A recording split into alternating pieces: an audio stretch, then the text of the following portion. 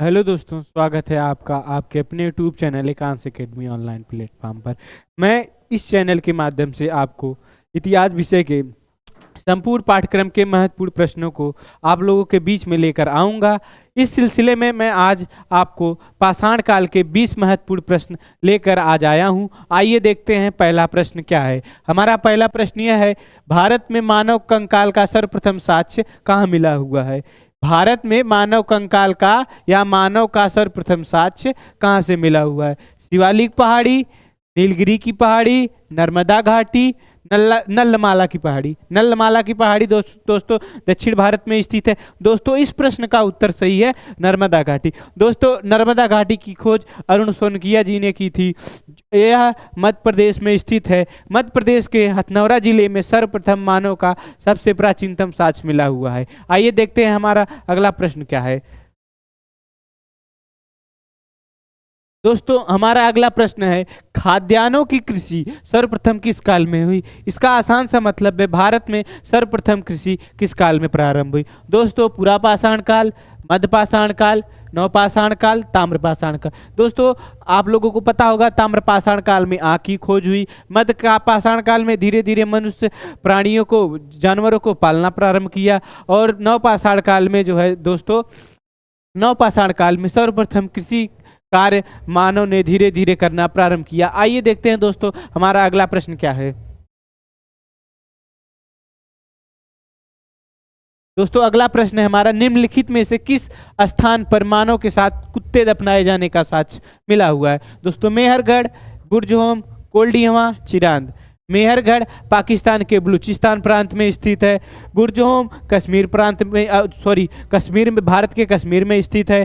कोल्डिहवा जो है उत्तर प्रदेश में स्थित है। चिरांद जो है बिहार का नवपाषाणकालीन स्थल है। यह दोस्तों चारों पाषाणकालीन स्थल है। दोस्तों मेहरगढ़ को रोटी का मैदान कहा जाता है। यह भारतीय उपमहाद्वीप का कृषि का सबसे प्राचीनतम साक्ष्य है।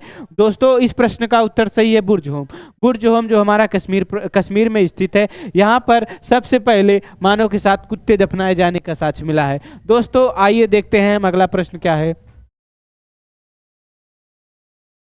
दोस्तों हमारा अगला प्रश्न है, निम्नलिखित में से किसको चिल्कोलिथिक युग कहा जाता है। दोस्तों यह प्रश्न है, निम्नलिखित में से किसको चिल्कोलिथिक युग, चिल्कोलिथिक काल कहा जाता है। दोस्तों इस प्रश्न का उत्तर सही है ताम्रपाषाण काल। दोस्तों ताम्रपाषाण काल को चिल्कोलिथिक एज कहा जाता है। आइए देखते हैं अगला प्रश्न। दोस्तों अगला प्रश्न हमारा ये है, पशुपालन का प्रारंभ किस काल में हुआ। दोस्तों पुरापाषाण काल में आप लोगों को पता होगा आग की खोज हुई। मध्यपाषाण काल में जो है मानव धीरे धीरे पशुपालन करना प्रारंभ किया। दोस्तों नवपाषाण काल में सर्वप्रथम दोस्तों नवपाषाण काल में कृषि प्रारंभ हुई। दोस्तों इस प्रश्न का उत्तर, यह प्रश्न है पशुपालन का प्रारंभ कब से माना जाता है। दोस्तों मध्यपाषाण काल में जो है पशुपालन का साक्ष्य जो है यहाँ से मिला हुआ है। तो हम कह सकते हैं मानव ने पशुपालन का प्रारंभ मध्यपाषाण काल से किया होगा। आइए देखते हैं हमारा अगला प्रश्न। हमारा अगला प्रश्न है राग का टीला। दोस्तों राग का टीला निम्नलिखित में से किस नवपाषाणकालीन स्थल से प्राप्त है। दोस्तों ये चारों नवपाषाणकालीन स्थल हैं, बुरजहोम, चिरांद, संगनकल्लू, मेहरगढ़। दोस्तों इस प्रश्न का उत्तर सही है संगनकल्लू। संगनकल्लू जो हमारा दक्षिण भारत में स्थित है, यहीं पर राग के टीले का प्रमाण जो है हमें प्राप्त हुआ है। दोस्तों आइए देखते हैं हमारा अगला प्रश्न क्या है। भीमबेटका किसके लिए प्रसिद्ध है। दोस्तों यह भीमबेटका अन्य परीक्षाओं में बहुत सारे प्रश्न बनाता है। भीमबेटका किस लिए प्रसिद्ध है। दोस्तों भीमबेटका की खोज विष्णुधर वाकड़कर महोदय ने की थी। यहाँ पर जो है गुफाओं में बहुत सारे छोटे छोटे शैल चित्र मिले हुए हैं। दोस्तों इस प्रश्न का उत्तर सही है हमारा शैल चित्र, ऑप्शन नंबर बी। दोस्तों हमारा 8वां क्वेश्चन है, कोपनहेगन संग्रहालय की सामग्रियों से पाषाण, कांस्य और लौह युग का त्रियुग विभाजन किसने किया। दोस्तों थॉमसन महोदय ने, लुब्बाक या लब्बाक महोदय ने, दोस्तों टेलर महोदय ने, चाइल्ड महोदय ने। दोस्तों उस समय इस प्रश्न का उत्तर सही है थॉमसन। थॉमसन महोदय उस समय कोपनहेगन संग्रहालय के महानिदेशक थे। इन्होंने उस समय जो कोपेनहेगन संग्रहालय में वस्तुएं रखी गई थी, चाहे वो पाषाण काल की हो, चाहे वो कांस्य काल की हो, चाहे वह लौह काल की हो। दोस्तों इन वस्तुओं के आधार पर थॉमसन महोदय ने पाषाण काल का सॉरी सामग्रियों का त्रियुगीन विभाजन किया था? पाषाण काल, कांस्य काल, लौह काल। दोस्तों आइए देखते हैं अगला प्रश्न क्या है। अगला प्रश्न हमारा, किस काल में आग का आविष्कार हुआ? दोस्तों नवपाषाण काल, मध्यपाषाण काल, पुरापाषाण काल, ताम्रपाषाण काल। नवपाषाण काल में मानव खेती करना प्रारंभ किया, इसमें पहिए का आविष्कार हुआ। दोस्तों मध्यपाषाण काल में आप लोगों को अभी मैंने पीछे प्रश्न में बताया, कृषि काल का प्रारंभ मध्यपाषाण काल से ही प्रारंभ हुआ। दोस्तों आग का आविष्कार पूछा है तो आग का आविष्कार हमारा पुरापाषाण काल में प्रारंभ हुआ। दोस्तों आइए देखते हैं अगला प्रश्न हमारा क्या है। दोस्तों हमारा अगला प्रश्न है, रॉबर्ट ब्रूसफुट जिन्होंने भारत में सर्वप्रथम पुरापाषाण कालीन उपकरण खोजे वह मूलतः थे भूगर्भ वैज्ञानिक, पुरातत्वविद, पुरा वनस्पति शास्त्री, ए बी दोनों। दोस्तों इस प्रश्न का उत्तर सही है हमारा डी। दोस्तों यह रॉबर्ट ब्रूसफुट जो हमारे पाषाण काल का पहला उपकरण जो है खोजा था वह भूगर्भ वैज्ञानिक और पुरातत्वविद दोनों थे। दोस्तों इस प्रश्न का हमारा उत्तर सही है डी, ए बी दोनों। आइए देखते हैं अगला प्रश्न।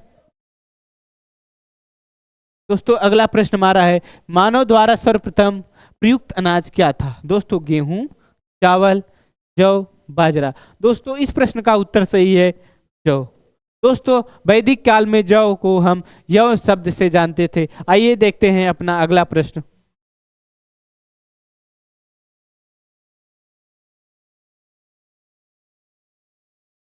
भारतीय उपमहाद्वीप में कृषि के प्राचीनतम साक्ष्य कहाँ से मिले हुए हैं? ब्रह्मगिरी से, बुर्जहोम, कोल्डियवा, मेहरगढ़। दोस्तों भारतीय महाद्वीप में कृषि का प्राचीनतम साक्ष्य, दोस्तों इस प्रश्न का उत्तर सही है मेहरगढ़।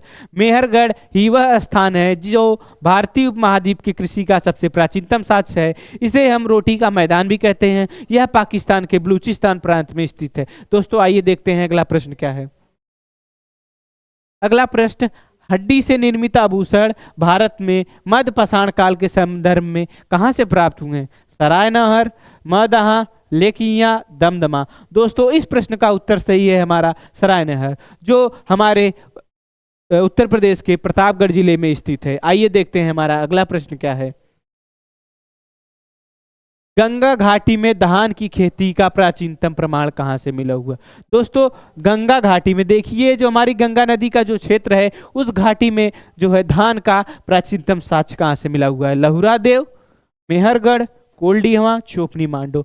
दोस्तों इस प्रश्न का उत्तर सही है हमारा लहुरा देव। लेकिन जब लहुरा देव की खोज नहीं हुई थी उसके पहले इस प्रश्न का उत्तर हम कोल्डिहवा मानते थे, क्योंकि कोल्डिहवा में 7000 ईसा पूर्व सबसे पुराना चावल का साक्ष्य मिला था। लेकिन जब से लहुरा देव की खोज हुई यहाँ सबसे पुराना 9000 ईसा पूर्व का चावल का साक्ष्य मिला हुआ है। इसीलिए इस प्रश्न का उत्तर सही है हमारा लहुरा देव। लहुरा देव उत्तर प्रदेश के संत कबीर नगर जिले में स्थित है। आइए देखते हैं अपना अगला प्रश्न क्या है। गर्तावास के साक्ष्य कहां से प्राप्त हुए हैं? दोस्तों बुर्जहोम, चिरांद, मेहरगढ़, इनामगांव। दोस्तों बुर्जहोम इस प्रश्न का उत्तर सही है। दोस्तों बुर्जहोम में 2 महत्वपूर्ण साक्ष्य मिले हुए हैं, एक गर्तावास के साक्ष्य और दूसरा जो है गर्तावास के साक्ष्य और मानव के साथ कुत्ते दफनाए जाने का साक्ष्य मिला हुआ है।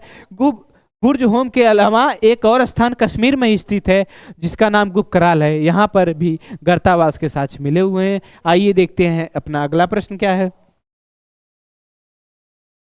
किस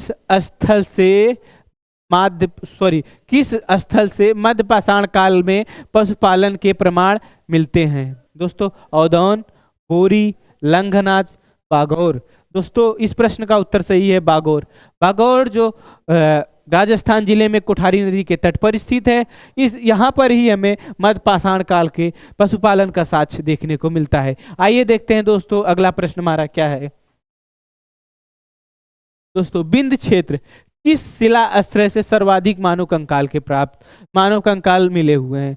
मोरहना की पहाड़ी, गगरिया, लेखिया, बगईखोर। दोस्तों यह चारों स्थान बिंद क्षेत्र में स्थित है। इस प्रश्न का उत्तर सही है लेखिया। लेखिया में ही शिला आश्रय से सर्वाधिक मानव कंकाल जो है प्राप्त हुए हैं। दोस्तों आइए देखते हैं अगला प्रश्न हमारा क्या है। हमारा अगला प्रश्न दोस्तों, एक ही कब्र में 3 मानव कंकाल कहाँ मिले हुए हैं? दोस्तों एक ही कब्र में 3 मानव कहाँ दर्शाए गए हैं? दोस्तों कहाँ दफनाए गए, सॉरी, सरायनाहर, दमदमा, मदहा, लंघनाच। दोस्तों इस प्रश्न का उत्तर सही है हमारा दमदमा। दमदमा में ही 3 मानव एक साथ दफनाए गए हैं, इसका साक्ष्य हमें मिला हुआ है। आइए देखते हैं अगला प्रश्न क्या है। ताम्रपाषाण काल में महाराष्ट्र के लोग मृतकों को घर के फर्श के नीचे किस दिशा में रखकर दफनाते? दोस्तों यह ताम्रपाषाण काल में स्थल महाराष्ट्र में स्थित है। यहाँ में जब लोगों की मृत्यु होती थी वह लाशों को अपने घर में फर्श के नीचे दफनाते थे, जिसमें उस मतलब उस मानव का जो मरा रहता था उसका सर उत्तर दिशा में और जो पैर था वह दक्षिण दिशा में रखा जाता था। इस प्रश्न का उत्तर दोस्तों सही है हमारा, उत्तर से दक्षिण। आइए देखते हैं अगला प्रश्न क्या है। दोस्तों अगला और लास्ट प्रश्न हमारा, नवपाषाण कालीन गर्तावास के अवशेष कहाँ से मिले हुए हैं? गुपकराल बुर्जहोम, चिरांद में हरगढ़, ब्रह्मगिरी संगनकलू, कोल्डियवा। दोस्तों इस प्रश्न का उत्तर सही है हमारा बुर्जहोम और गुपकराल। दोस्तों ये दोनों स्थल कश्मीर में स्थित है। दोस्तों मैं आशा करता हूँ यह प्रश्न आप लोगों को अच्छी तरह से समझ में आया होगा। मेरे इस प्रयास के लिए आप इस चैनल को ज़्यादा से ज़्यादा लाइक, सब्सक्राइब और शेयर करेंगे। धन्यवाद।